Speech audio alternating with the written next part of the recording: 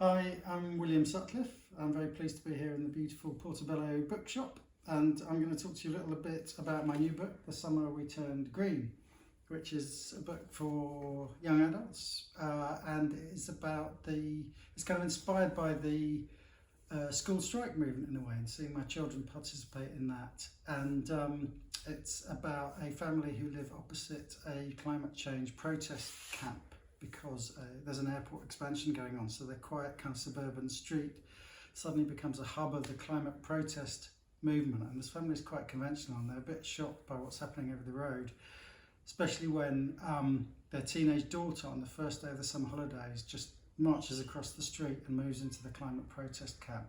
And it's about how the rest of the family deals with that, deals with her departure and the way she challenges the family. And eventually the dad ends up joining her over there, but that happens later in the book. So I'm going to give you a little reading from the beginning, near the beginning of the book.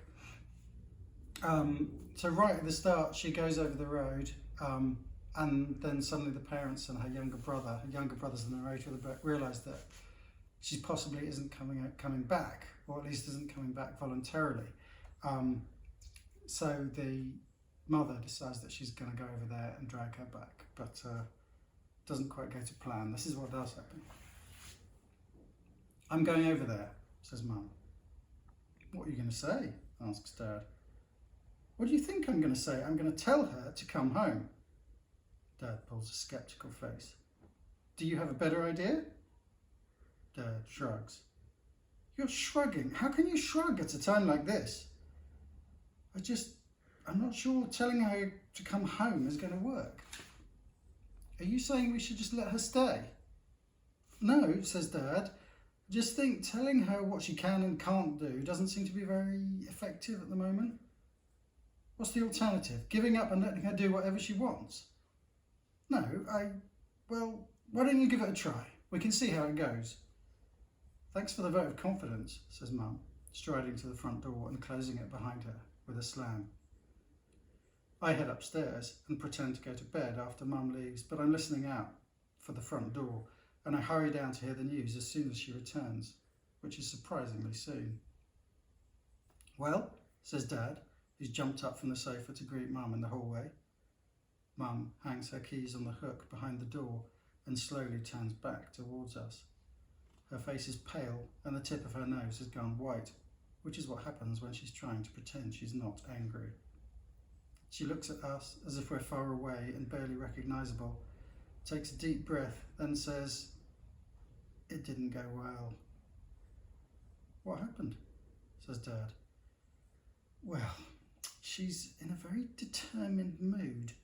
I tried to take things gently, and I told her that I admire her open-mindedness, and I think it's good she's making friends with people from other walks of life, and that she can visit them as often as she likes, but for her own safety, she has to spend the nights at home with us."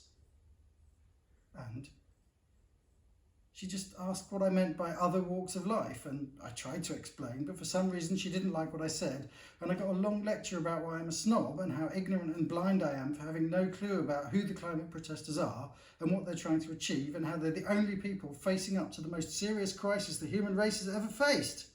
I tried to tell her I wasn't talking about the end of the human race, I was talking about her coming home for bed.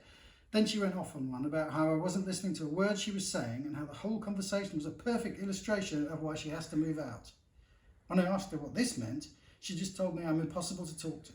Can you believe that? I'm the one who's impossible to talk to. "So what did you do?" asked Dad. "I told her she was too young to be there and it wasn't up to her and she was coming home whether she liked it or not." "And?" "Well, that's when things got a little heated. Honestly, where did she get that temper from?" Dad and I avoid eye contact.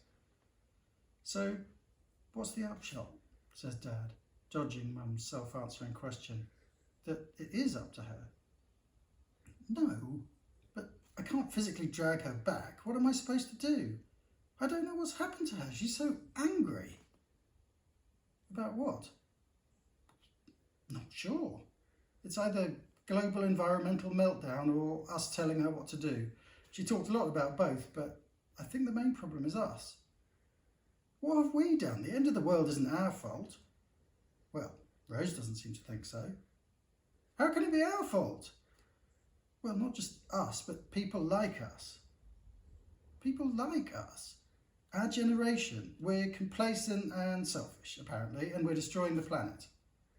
That's ridiculous. She does have a point, I say. I mean, she's not wrong, is she? Mum and Dad glare at me. We're not complacent, says Dad, dismissively. Are you actually doing anything to stop climate change, I ask. We recycle, says Dad. I give him a slow round of applause. The end of the world isn't the point here, says Mum. It's not our job to save the planet, but it is our job to save our daughter. From what? I ask. The people over the road? Yes. What is it you think they're going to do to her? She's too young, says Dad. You don't just move out of the family home on a whim one evening, aged 17, without even a goodbye. Who says it was a whim? I ask. We should have discussed it, says Mum. You think you could have changed her mind? Well, I could have tried. Why didn't she talk to us about it? Says Mum, turning to Dad. Maybe she thought you wouldn't listen, I say. Maybe she thought you'd forbid it. Anyway, how do you know she's moved out? You told us yourself, said Mum. She took a suitcase. Haven't you noticed what day it is? Mum and Dad look at one another blankly. Last day of term, I say. She waited till the end of the school year, didn't she? Then she made her move. And she clearly planned it, so maybe this is her version of a summer holiday.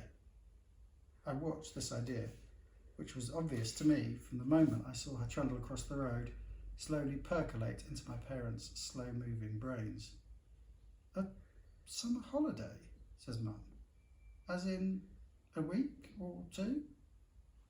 Or longer? Who knows?